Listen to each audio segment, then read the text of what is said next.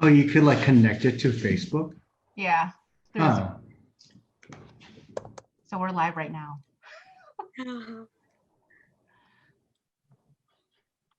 I have learned so much about Zoom in the last like 30 days.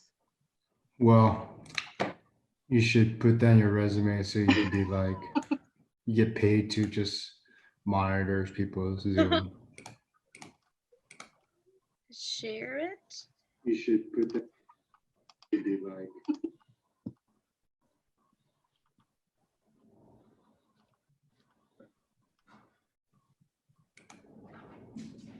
We'll just wait a little bit and just see who else logs on so we can say hello.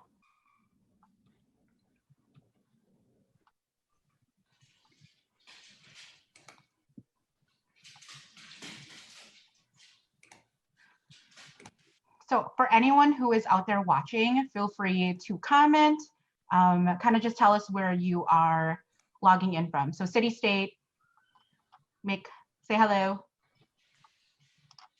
Feel free to share. All right. Does it tell us the number of people that are watching too? Or only you see that? I think it does tell us. I'm just not really tech savvy, so. Hey, Bedford. Hello to my sister. oh, there's 6 people watching, so now 7. Bedford says she loves Gran Torino. Thanks. Wait, are you seeing that here on Zoom or on the Facebook page? On the Facebook page. Oh. Okay, maybe I'll have to log Let's spend like 10 more minutes trying to figure out our tech stuff. It's funny because like your face is lagging on Yeah, there's a delay. Yep, there's a delay for sure. You just put your hand on your head and now you just did this. On a delay. So maybe before we get started, can you like grab Poe? He's so cute. Poe is Doua's pug, and he's now adorable. playing. He's now playing with his pig. Oh, is he? Yeah. So everyone who's logging in now, just kind of comment where you are logging on from. So city, state, say hello.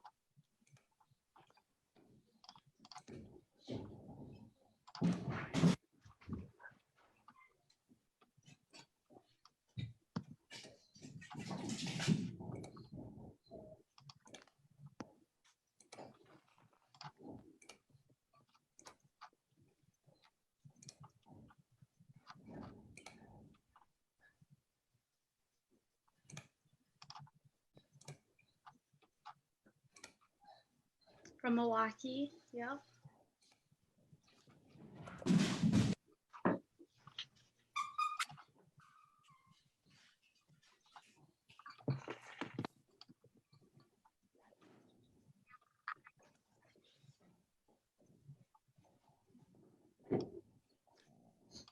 Here's my dog again. Aww. He is so cute. My nieces love pugs. It's like their favorite kind of dog. The good thing about him is he's like 1/4 Chihuahua, so he doesn't have his nose all the way up to his face. So he doesn't snore. Thank God. Not as loud, huh? He doesn't snort. No. I mean, he only snores if he like sleeps in the wrong position. But I think that's everybody. So. Hey, Birdie. Birdie is my friend who also is obsessed with dogs. Hey, Pana. Hey, Ku. Sai's watching. Hi, Sai. Sai Thai. Yeah. And Chong and Jekka. Got my cousin Tujer from California.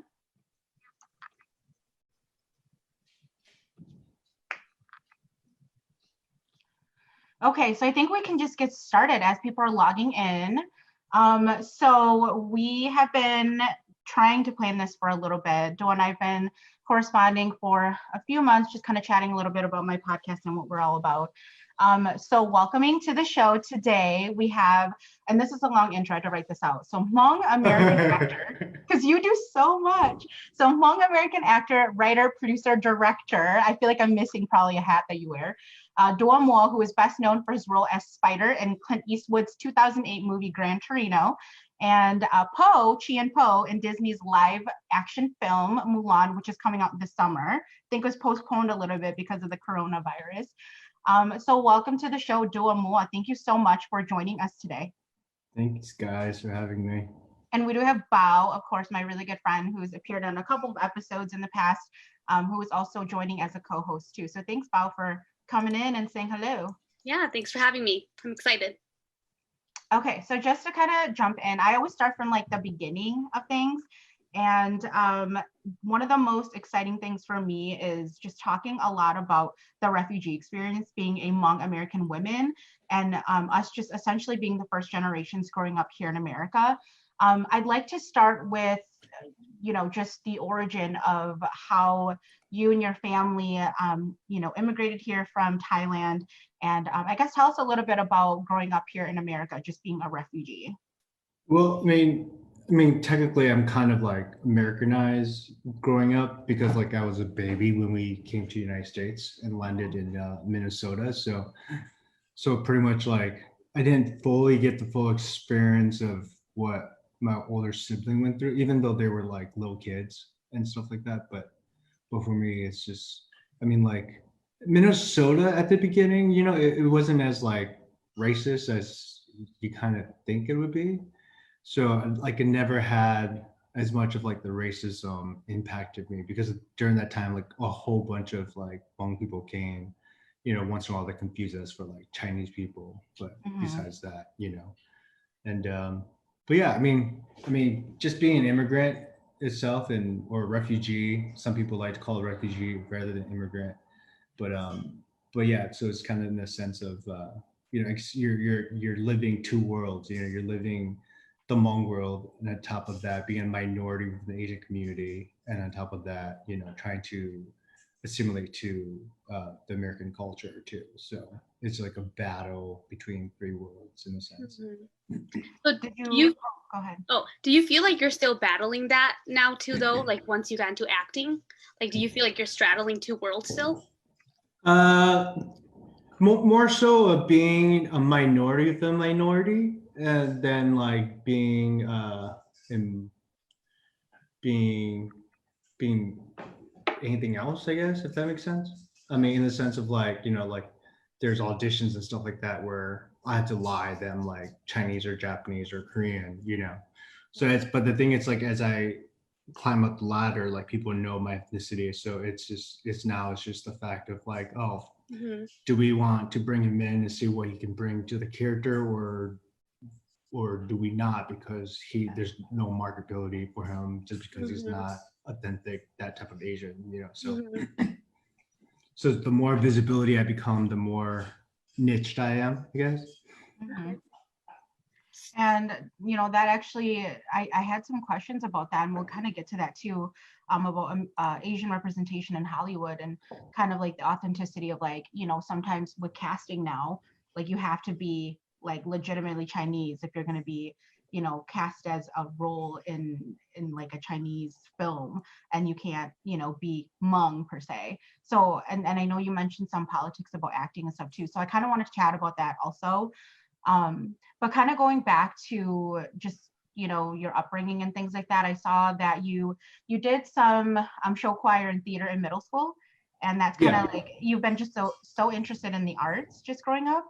How did your parents take that? Just being Hmong parents, I know with my parents, and a lot of other Asian and Hmong parents, they always want you to go down the route of like, being a doctor or having, some sort of degree to that extent. Did your parents support you going down the more artsy route? I mean, I'm the youngest son, so like a lot of that pressure kind of went towards my older siblings, and they all kind of went their own different route of career and choices of life. So it was a little bit more lenient towards me, I would say. But again, my parents pretty much thought it was like a hobby.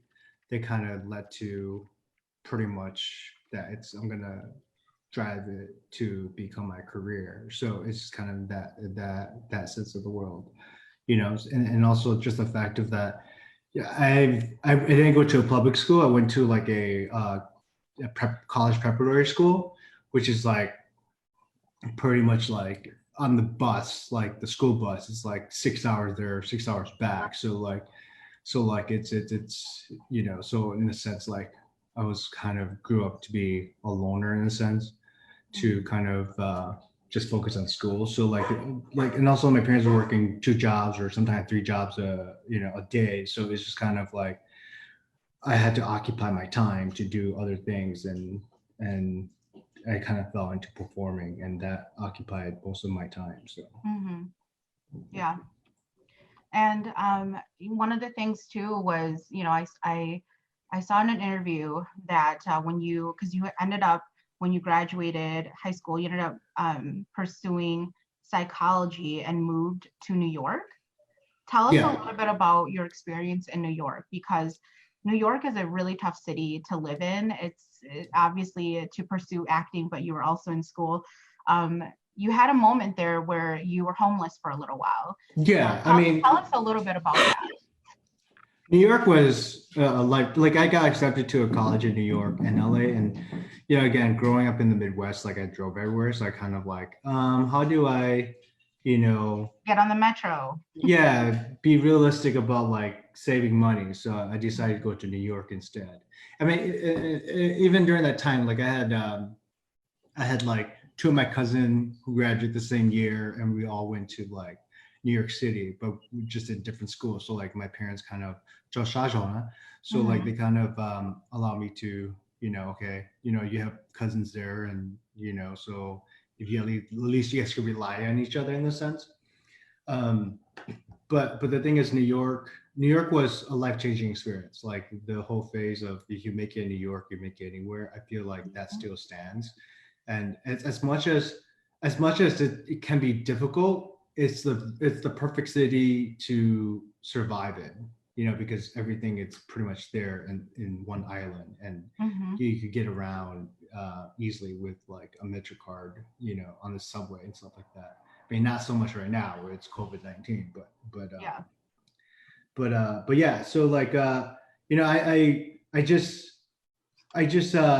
didn't have good enough credit to get an apartment by myself, and I had money. I was working, so I have like the money to rent an apartment in New York City. But it's just the credit thing that was like a big thing of me getting a place. So I basically kind of pretty much, couch surf or slept on the subway or on the park bench, for probably roughly 6 months, almost to a year. It's been a long time. So, but the thing is like jumping back and forth, and in between, like I also had like acting gigs that, like I would, offer acting, and and not get paid, and sleep on the stage, and I'll clean up the stage after every performance and stuff like that. So Wow. in the sense of like I kind of combine everything together to so not in the sense of like I literally just lived on the street, what I mean. Like And you had like some help too, and you kind of made it work. yeah, You were like, did you ever share this with your parents back at home? Because I feel like if my parents knew that I was struggling, like they might just be like, come back home, Did your I parents know mean, about some of these struggles? no, my parents I don't think my parents even know it today, Oh, wow. so I think because during that time it's like being the youngest son, the obligation of the youngest son take care of their parents, so I think that's always still on my shoulders. So in the sense of that, and also like my dad was going through some health issues, so it's kind of like if I tell them this, that he's just gonna stress out and get more sick, and so You just there's a didn't want lot to of burden them emotionally. yeah. And stuff So like I mean, I was young, and I was capable, and it's just kind of like a lot of people that came into my life kind of saw something in me and gave me an opportunity to keep fighting and doing what I do. You know, I pursue acting and stuff like that. So it kind of, kind of fuel my fire to continue without mentioning it to my parents. And even then, like I was working and paying my parents' bills. Wow. It's just a factor of back then it was like credit was everything. So it was actually just the housing part of things. Yeah. Yeah, the housing part of things, So when you said that you went there with your two cousins, so did you guys all kind of couch surf together, or did they live on their own and you just kind of? They lived on their own. Okay. So yeah. So like I couch surf primarily with like eventually because like I went to school and did acting school and went to school for psychology and did acting school. So parts of it was kind of like the aftermath of that, that happened. So like so eventually like my cousin would, they live in different part of New York City and they have roommates and stuff like that. So that's kind of like the complication, but again, like meeting other Hmong people there, that kind of gave me their couch or to sleep on. And I mean, like again, like it gets to a point where it's like, oh, my roommate is coming back that's gone for a month is coming back, so you have to go find a different place to sleep. So it's kind of like that sense of the world. So like I was just gonna say, it sounds like such a humbling experience, but like even the time that I was in New York just visiting, there's like groups and stuff, at least last year when I was in New York, there's groups dedicated to Hmong people in New York, because like our culture is so helpful with one another. Like we're so collectivistic, we always want to help each other out, especially in a big city like New York. So that's actually really cool to hear that you had that kind of connection there. So. Yeah, so in New York City, me and my friends started Hmong NYC. So eventually just like, we have such a small population of Hmong people in New York, like we need to come together and at least, I know everyone has their busy schedule. So we should at least come once a year and celebrate our Hmong New Year together and cook our dishes and stuff like that, in New York City. So that's how that small community in New York City started. And because a lot of us are friends with each other, but like we understood that that there's always new Hmong kids coming out to New York or just want to come and visit and get that experience before they do decide to come to New York. And we're such a small community that we could be there for each other. So that's why Hmong NYC started. That's awesome. So in the moments, Doua, when you were, couch surfing and like you said, sleeping on the stage and benches, has there ever been a moment when you felt like, okay, is acting for me? Like, should I quit? Should I go back home? Or were you just kind of kept pushing through? I just kept pushing through. There has been only twice in my life when I kind of got to the point where like, oh, should I stop? It was like right before Gran Torino. The waiting process for Gran Torino and also the waiting process for Mulan was like the only two time in my life I'm like, should I just go back to school for something else or what's the meaning of my life? But again, the universe kind of like tap you on the shoulder and say, no, keep doing it. So, yeah, I believe in that too. And one of the things I want to kind of go back to, because you mentioned this, and it's one of the questions that I had was, you said the pressures of being the youngest son, and just like in our culture too, for those, I think most of the people who are watching are Hmong descent, but those who are not, just, having that pressure of being a son in a family, and us females have our own pressures as well. But you do have to ultimately take care of your parents, you and your wife, and having to take care of them financially and things like that. You living in Hollywood right now and your parents still living in Minnesota, I guess just tell us about what those pressures look like right now for you, and is it difficult for you? I mean, the pressure right now is just, right now at my age is pretty much like the marriage part has dwindled a little bit more, but it's more like, okay, you need to start having kids. We don't care if it's like out of wedlock, just have kids. So I think I think the kid part, it's like now the pressure, from my parents more than anything else. But that's about it. I mean, it's I mean, as my parents start seeing like, okay, he's taking this career more serious, and we start seeing evidence that it's working for him. I think for my parents, they start easing up, so there's not so much of a pressure. Mhm.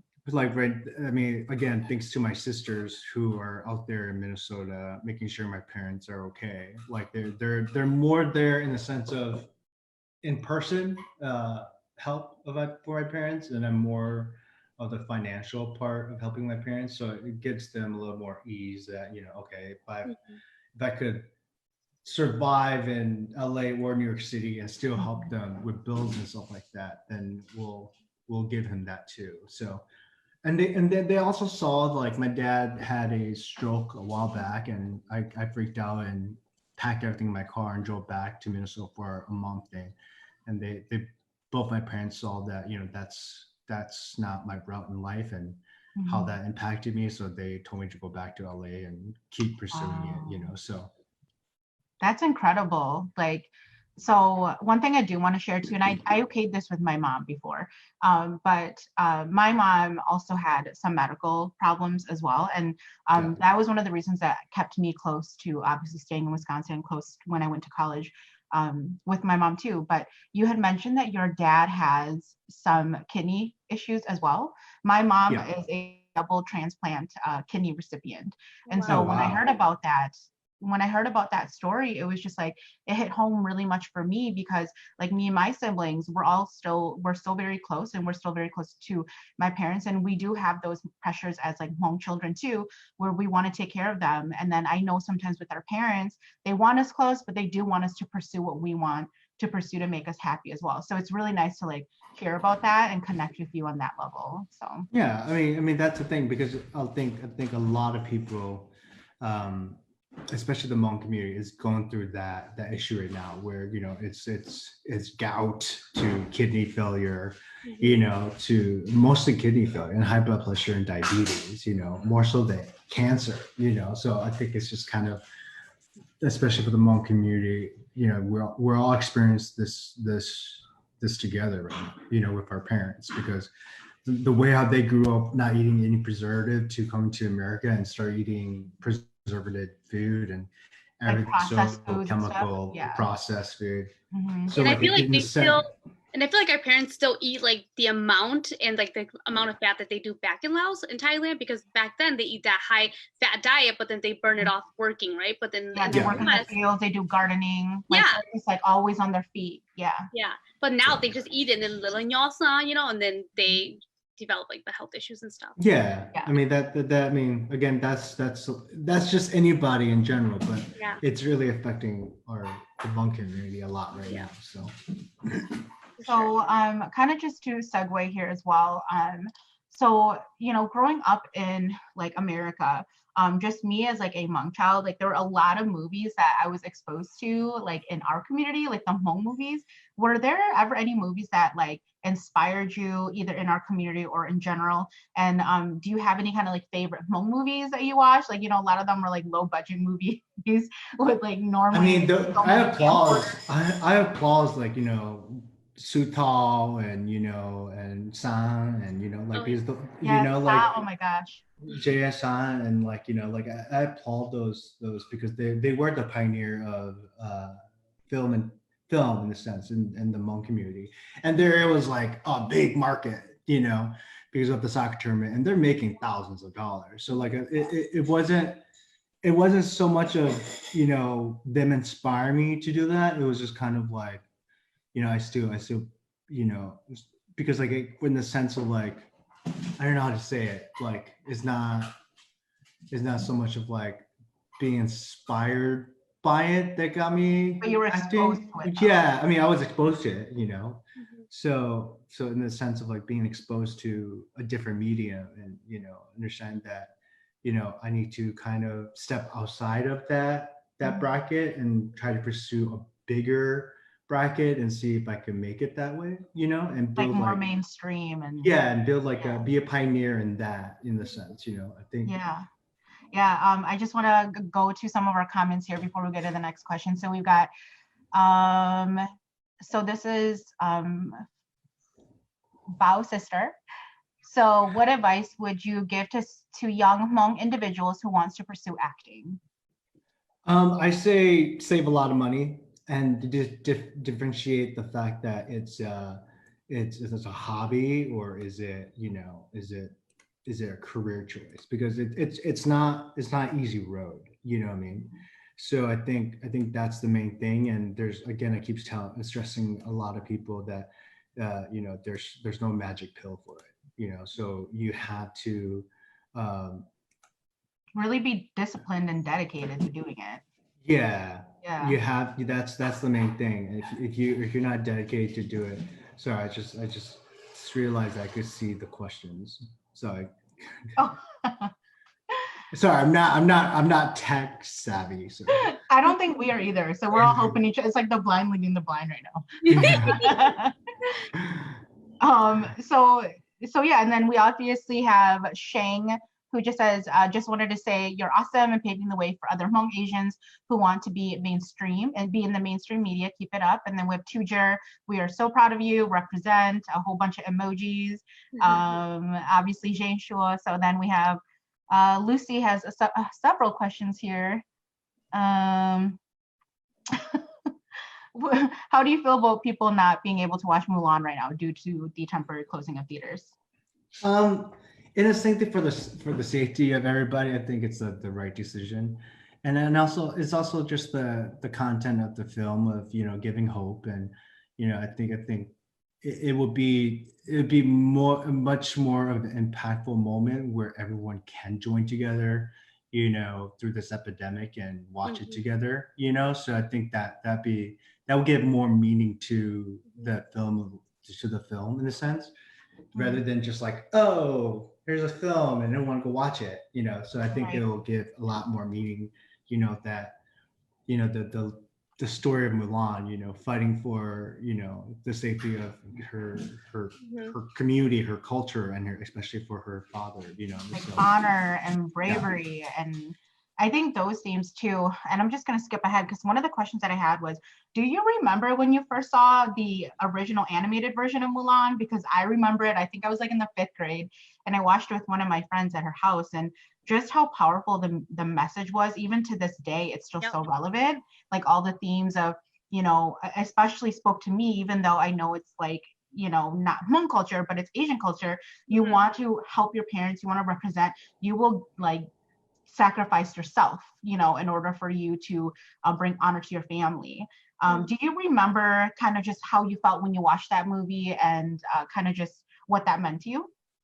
I mean, I don't know how old you guys are, but I was such a kid where it's like, oh, there's an animation where there's Asian, that's awesome, So I think for me, for Mulan and stuff, like just being honest, like it wasn't as impactful to me as like Aladdin. When Aladdin happened, it was in the sense of like, oh, there's a Disney animated guy character that I could relate to, who's striving to make it up there.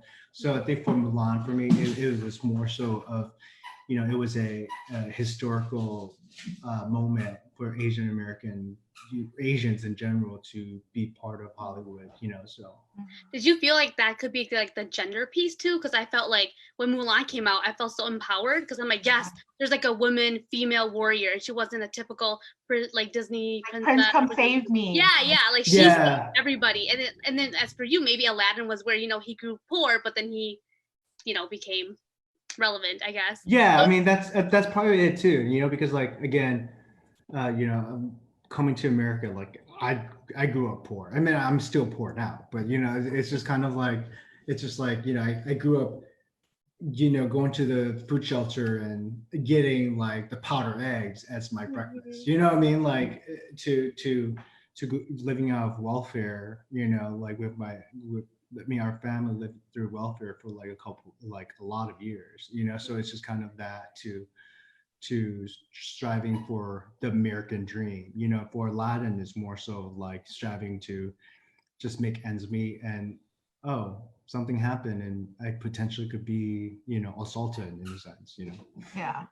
Well, so one of the questions that I have, and we were obviously going to touch on this because The film Gran Torino was really the major film that put Hmong people on the map, in my opinion, but I think in many people's opinions. I think some critics would say, you know, obviously that it wasn't a super accurate representation of Hmong people, you know, with gangs and stuff. I think Bao, you brought this up as well. I mentioned this before on a prior episode, that I didn't even care. Like, I just thought it was so exciting to have Hmong representation on such a large format and on such a large platform, working with Clint Eastwood and things like that, or having that be one of his major films. Regardless of the betrayal and kind of portrayal and some of the, you know, critics and how they, you know, viewed Hmong communities through that film. Looking back at it now, how would you respond, and what are your thoughts about that film now? I mean, my response was exactly the same as then to now. It's again, we as a community have to understand that it's from, you know, a white Caucasian character's perspective. You know what I mean? So like in the sense, if we go back to watch, I forgot what the movie is called. Like, you know, that this Hmong girl family and mother, I mean, husband moved to the United States, and she start using toilet water to boil. You know what I mean? Yeah, that one. Yeah. So it's like her perspective of what she needs to do to survive, and in comparison that to Gran Torino, it's basically, you know, Clint Eastwood's character's perspective, you know, of what the Hmong people were. Because again, he throughout the movie he called us like gooks, you know, which that's like a term for Koreans, you know. So he thought we were Korean, you know. So you know, so a lot of it is through his perspective, and you know, so basically a lot of the exaggeration of the Hmong community is from his perspective and how he saw things. And in the sense of filmmaking, you know, you want to show and you want to develop people to kind of bend their point of view to seeing what Clint Eastwood's character is struggling with, you know, and also like his perspective. You know, if you just do all clean cut, like Hmong people will only bring you one dish rather than putting 10,000 of dish, you know, on your porch, then it doesn't give success to the film, you know, if that makes sense. But again, it's a great opportunity to shine some light about the Hmong community of, you know, our migration to the United States, and also, you know, again, it's his perspective, and either people agree with it or people don't see it that way. To me, it's like, this is how I developed my character in Gran Torino. It's that I never went through gangs and joined a gang and stuff like that. But again, my brother did, you know, so I used that to kind of create my character, you know, and used his experience, how my parent felt, you know, of him getting arrested or being around gang people like during that time to create my character, you know, rather than just like, that never happened to me, I'm not going to take this job because it never happened to me, you know what I mean? And I think that is, you know, pretty much how you would have to prepare for a role, is that you do have to do research and you do have to kind of get into that mindset. Yeah. So you having a little bit of that exposure, I guess, to the character of Spiders who you played, I'm sure that helped a lot, you know? Yeah, I mean, like even like one of my friends like have his grandfather in the boonies, and they still see they see an Asian person, they still think, you know, they're aliens in a sense, they're a special creature, you know what I mean? So like it's their perspective, you know, because they don't see it a lot, you know, in a sense, you know. So in that sense, like, or for example, like, you know, just being a different culture and your perspective of that particular culture is a certain way, you know, like hence like half of our parents would think how they will see an African American person differently from a Latin person. You know, they already built their perspective on each culture. You know, it's their individual unique viewpoint of that group of people, perhaps. Yeah. Did you also feel that the time when Gran Torino came out, that gang was still like that concept, if that was still relevant in the time that it came out, because I think it came out what, like early, like 2008. 2008, right? I think it was like dwindling down, Yeah. especially for the Midwest. I mean, I could think in California it might be a little bit different, but yeah. So I think it was still booming in like Okay. Fresno, Sacramento, and Merced. But I think in the Midwest, Mm-hmm. I feel like it kind of dwindled down during that time period. Mm-hmm. Just because eventually people were just like, what is gang? But again, like I understand, I understand why a lot of Hmong men join gang, because most of the time, like they have no father figure, to be around them to show them the way, because they just immigrate to a new country, and the fact that their father is out there making sure there's food on the table. So like, what else better to do, and cultivating, joining a group of guys who eventually start building trouble on each other because that guy stole my girlfriend, or that guy stole my chicken wing, you know what I mean, like just small stupid stuff like that. So yeah, I think that one of the key points though to recognize about gangs is that it is just the feeling of I belong somewhere. It's the feeling exactly. of, and I think too, and I can speak a lot about this, like the identity part of like how, just us growing up in America, feeling like we're not quite white enough or Americanized enough or not quite Hmong enough, because we don't know everything yet about our culture. Like I was born here, so just knowing that those two identities really conflict with one another, and sometimes an outlet of being a part of something that you feel is bigger than yourself, that could be one of the reasons why people are a part of gangs. So yeah, I mean, in the sense of like, it's metaphorically speaking, like in the sense of joining MySpace to Facebook, like like in the sense, like your parents back then was like, Facebook is bad, stop, and eventually they're on Facebook, like in that sense of thing, it's more of a metaphor than anything else. It's like, during that time period where us first immigrant don't have, enough minutes from Kmart's free internet download CD, so what else we gotta do is, join a gang and be part of something, Yeah.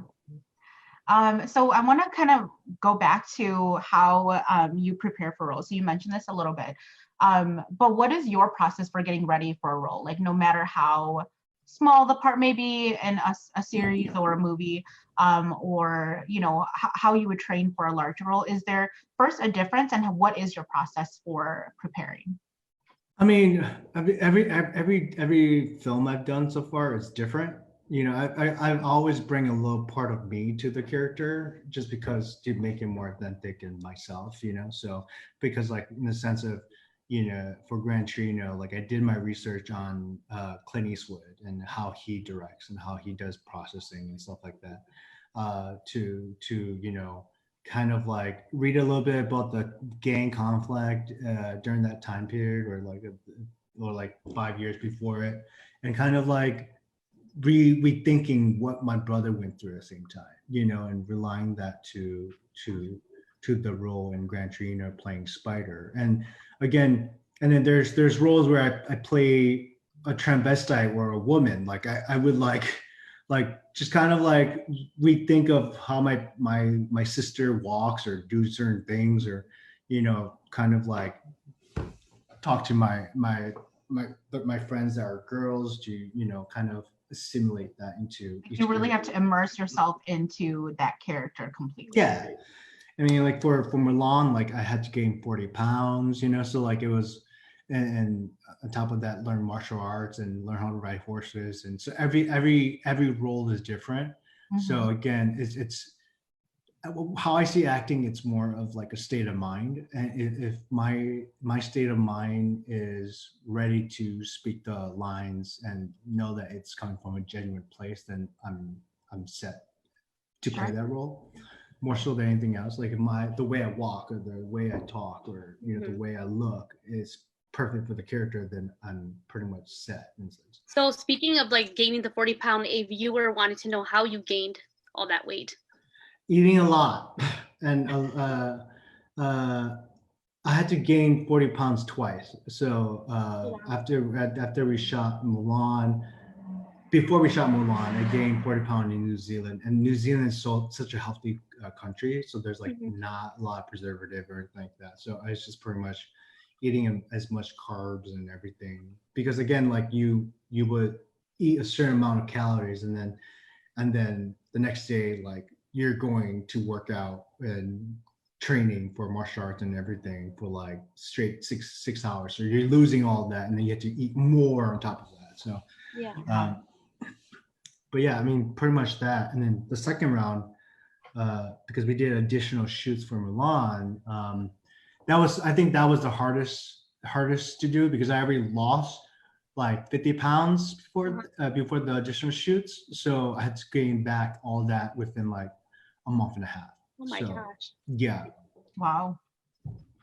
And did that, one of the questions I had too was you having to do the weight gain, it was 40 pounds, and then having to do all the physical parts of the scenes that you were a part of.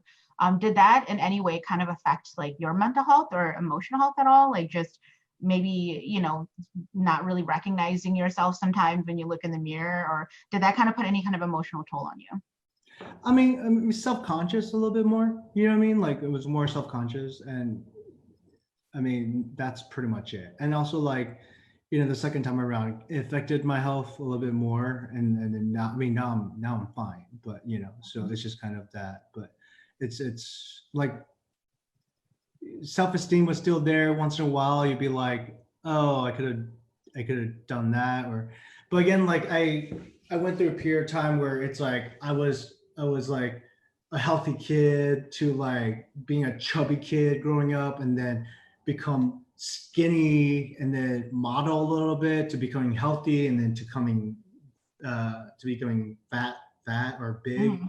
Again, so like I went through the whole spectrum of how people view me, so I kind Sure. of didn't bother me as much. Mhm. Like when I was like extremely skinny and model for a hot second, like it's interesting how people are such more inviting, to me Mhm. being a little bit bigger. People will be like, do you need that extra scoop of rice? You know what I mean? Like in a sense, so like you see everything. So I I do mean, have I to say, think like in our Hmong culture too, like man, they OGs especially, Oh they are yeah. not shy to Oh tell you if no. you've gained weight.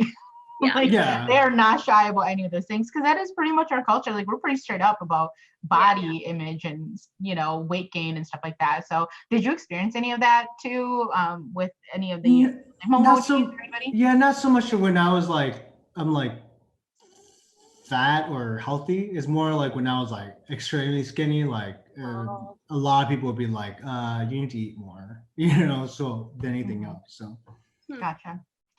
Um, Okay, so one of the other, this kind of touches a little bit about what you mentioned earlier. I saw in an interview that there wasn't really a role that you've had that was incredibly difficult for you to portray or to be a part, of that character. Is there a role that you think would be really challenging that would help you grow as an actor? um at the moment at this age, no. I mean, I think the role itself would have to come down to like direction of the director. I think that right there will be your the thing that challenges you, because the director will push you a certain way and your body or your mind just doesn't go that way. I think that's more of the challenge than anything else. Because Sure. again, like when an actor prepares, especially for me, when I prepare for a role, I already set my mind for certain things and how I would do things, and it's up to the director to challenge that vision that I already created. So I think at this moment in my life, I don't think there's not so much of a challenge to play a role. It's more of like the dynamic between you and the other creators, Sure.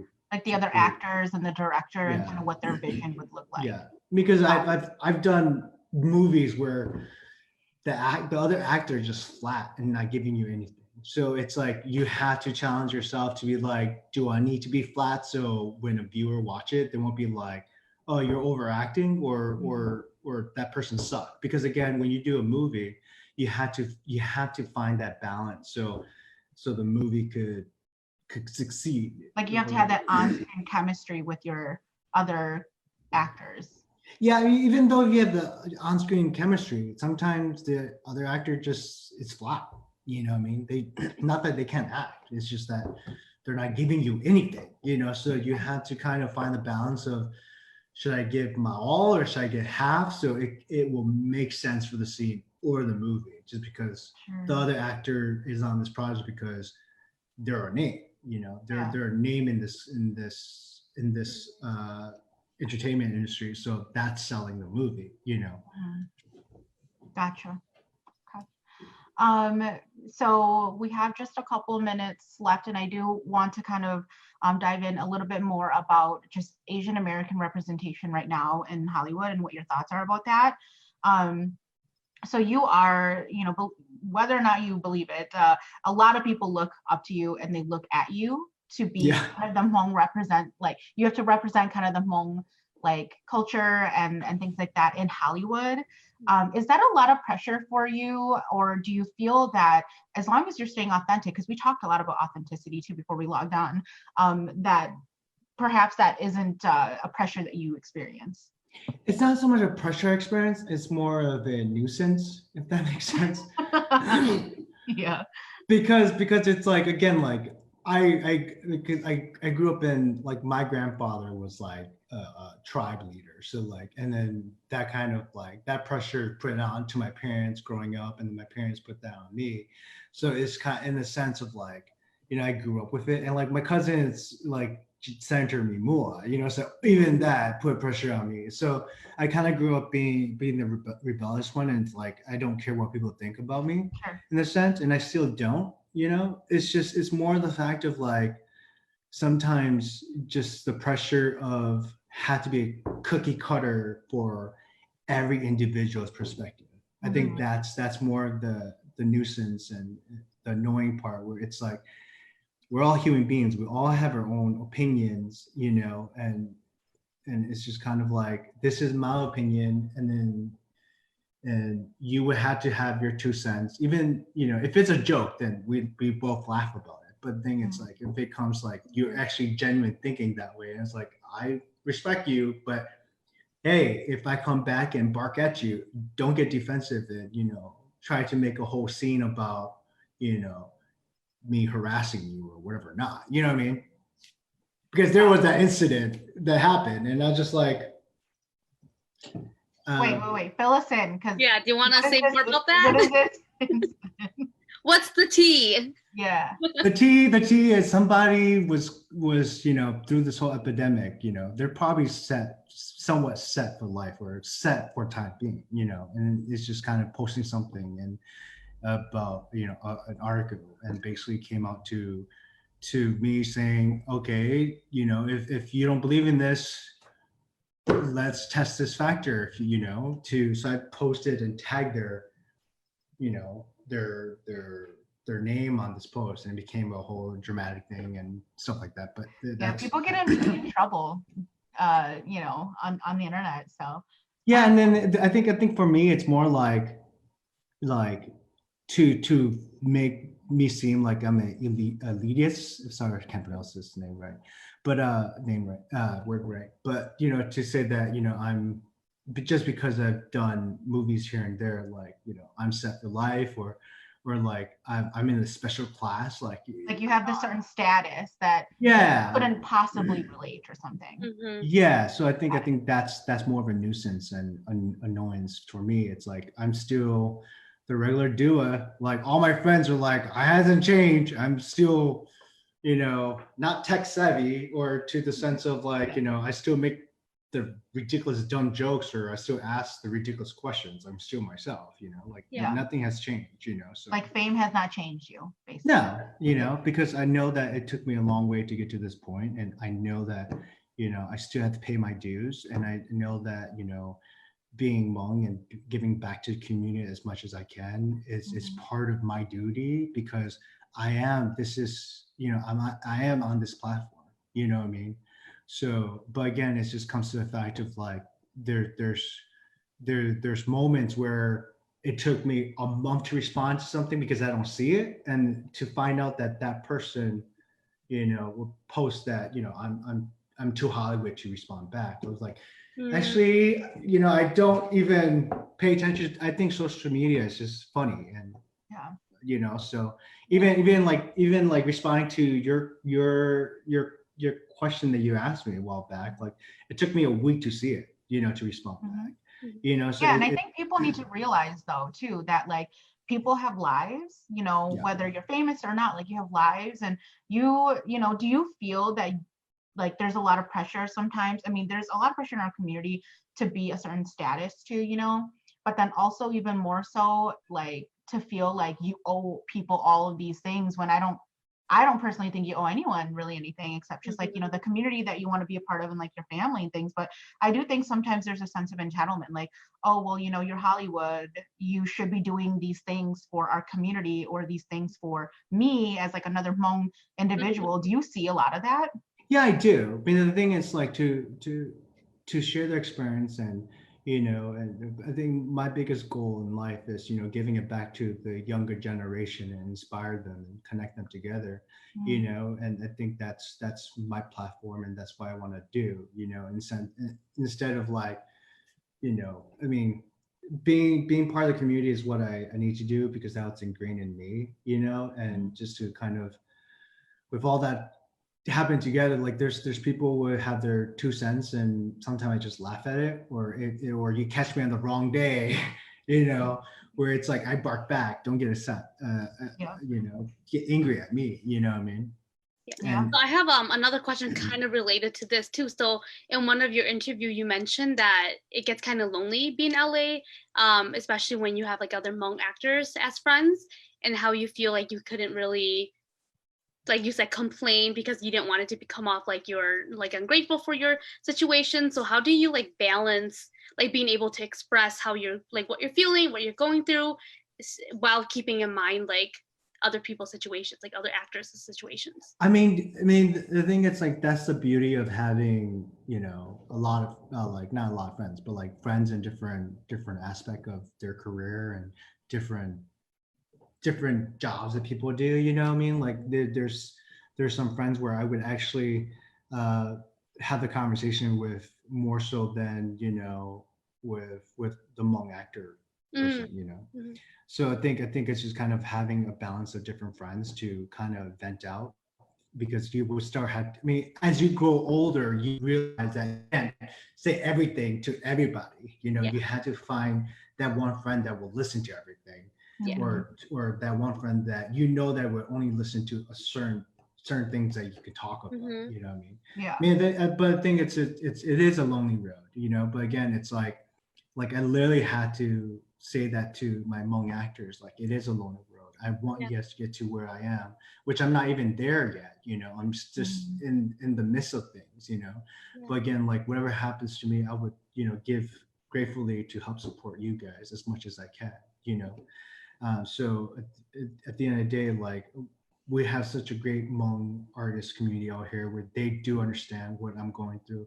I mean, there's moments where they don't, but a lot of it they do, and they hmm, support me a lot, and I could support them as much as I can, and they don't really put me to the side like, oh, he's too Hollywood to yeah, have a conversation like a lot of the other Hmong community people. So yeah, And again, one of the things too is you had talked a little bit about, Asian representation and some of the acting politics that happens. Where, like, how diverse do you think Asian roles are right now, and how have they changed over time? And what do you personally, what would you like to see in Hollywood?